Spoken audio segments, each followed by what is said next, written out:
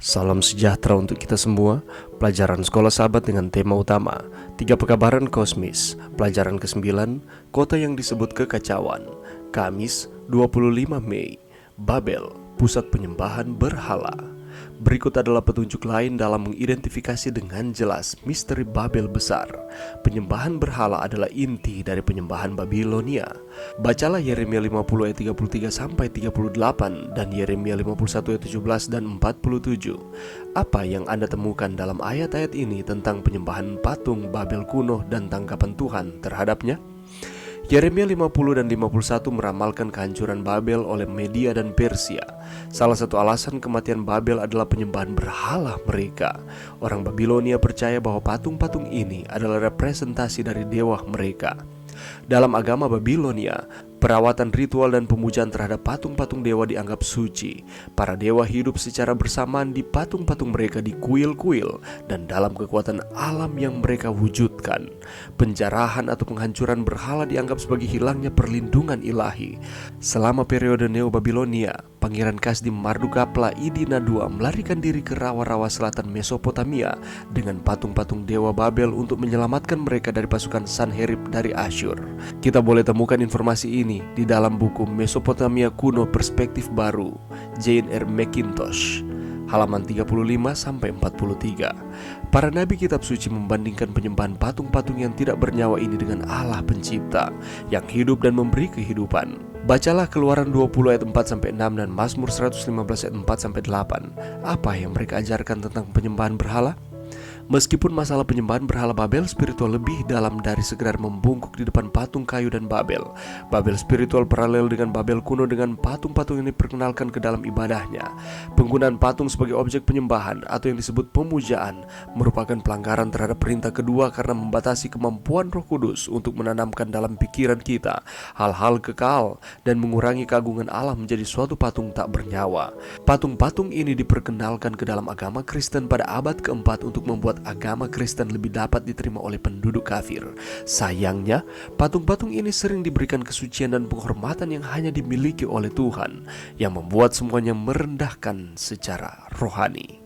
Pelajaran yang bisa kita dapatkan pada saat ini, ketika kita mendengarkan kata berhala, pastilah pikiran kita langsung tertuju kepada sesuatu yang berwujud patung, pohon besar, kuburan kuno, hal-hal yang berkaitan dengan dunia perdukunan yang didewakan, disembah, diagungkan dan dipuja-puja. Dan itu memang benar. Semuanya adalah bentuk-bentuk berhala yang secara kasat mata dapat terlihat di mana banyak orang datang untuk menyembah. Di dalam artiannya, berhala adalah berkaitan erat dengan pengabdian atau pelayanan. Jadi berhala adalah sesuatu yang menggerakkan seseorang untuk melakukan pelayanan, pemujaan, penghormatan terhadap sesuatu objek tertentu selain daripada Tuhan. Dan penyembahan berhala adalah inti dari penyembahan Babilonia. Kalau kita membaca di dalam Yeremia 50 dan 51, di sana diramalkan kehancuran Babel oleh Media dan Persia. Salah satu alasan kematian Babel ini adalah karena penyembahan berhala mereka. Alkitab menyatakan bahwa menyembah berhala adalah suatu perbuatan yang menentang kehendak Tuhan dan merupakan suatu kebencian dan kekejian di hadapan Tuhan. Karena itulah perintah untuk tidak menyembah kepada Allah lain ada di dalam salah satu perintah di 10 perintah Tuhan. Tuhan berfirman, "Jangan ada padamu Allah lain di hadapanku.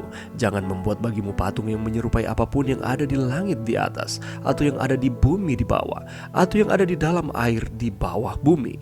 Jangan sujud menyembah kepadanya atau beribadah kepadanya, sebab aku, Tuhan Allahmu, adalah Allah yang cemburu, yang membalaskan kesalahan bapa kepada anak-anaknya kepada keturunan yang ketiga dan keempat dari orang-orang yang membenci aku." Keluaran 20 ayat 3-5.